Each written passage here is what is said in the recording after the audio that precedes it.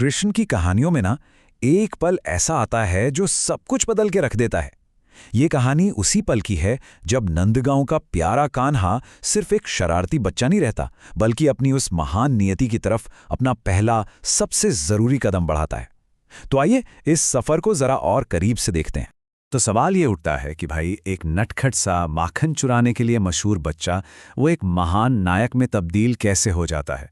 ये जो बदलाव है ना, यही इस कहानी की जान है और आज हम इसी सफर को समझने वाले हैं।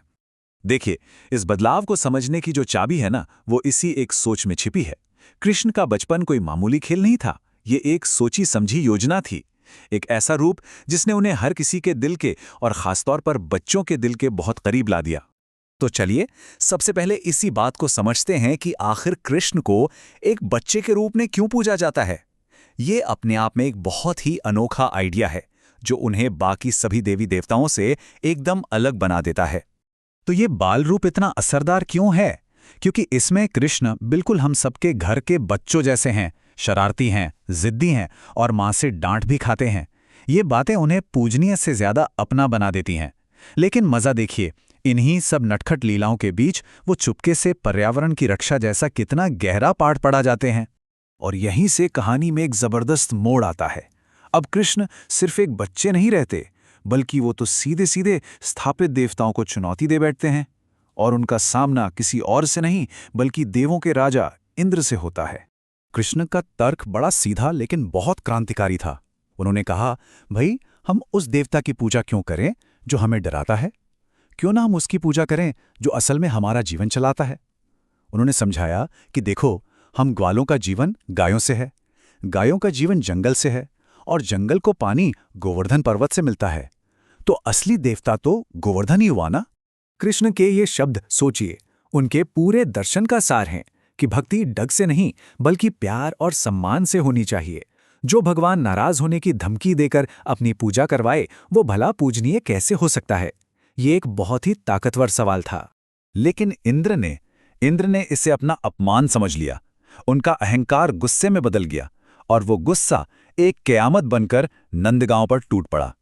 ऐसी मूसलाधार बारिश, ऐसी गरजती हुई बिजली कि लगा जैसे आज तो नंदगांव का अंत ही हो जाएगा। और तब कृष्ण ने वो किया जिसकी किसी ने दूर दूर तक कल्पना भी नहीं की थी।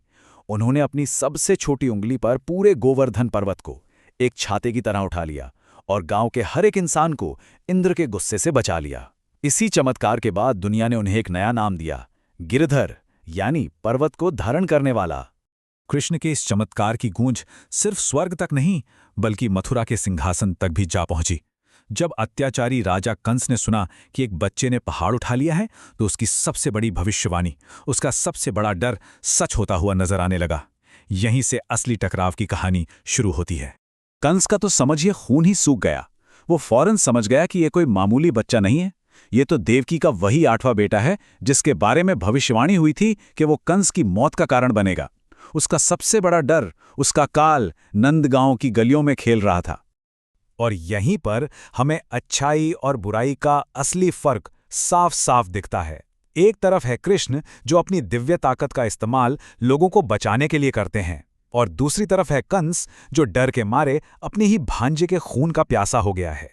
तो अब कंस कृष्ण को खत्म करने के लिए एक जाल बिछाता है, एक ऐसी धोखे भरी योजना तैयार करता है जो कृष्ण को नंदगांव की सुरक्षा से खींचकर सीधे मथुरा के षड्यंत्रों के बीच ले आए। ये योजना बहुत ही शातिर थी।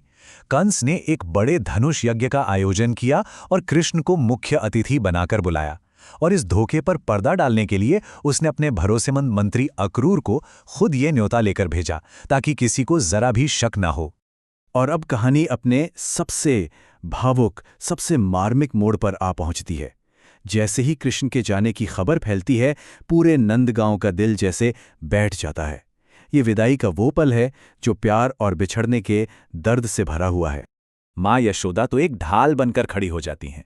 वो साफ साफ कह देती हैं कि वो अपने बेटे को उस खतरे में नहीं जाने देंगी। उनके इन शब्दों में एक माँ का वो डर और वो हिम्मत दोनों हैं जो अपने बच्चे के लिए पूरी दुनिया से लड़ सकती है। देखिए, यशोदा का दर्द किसी बड़ी भविष्यवाणी का नहीं है, बल्कि छोटी छोटी रोजमर्रा की बातों का है।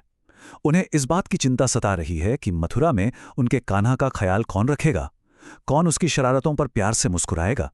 ये एक माँ के दिल से निकली सबसे सच्ची आवाज है। लेकिन यशोदा के मोह से अलग राधा का प्रेम बहुत गहरा और दार्शनिक है। वो जानती हैं कि कृष्ण किसी एक के होकर नहीं रह सकते, वो तो पूरी दुनिया के हैं। उन्हें रोकने की कोशिश करना बहती हुई नदी को बांधने जैसा है। वो समझती हैं कि ये विदाई कृष्ण की महान यात्रा का एक जरूरी हिस्सा है।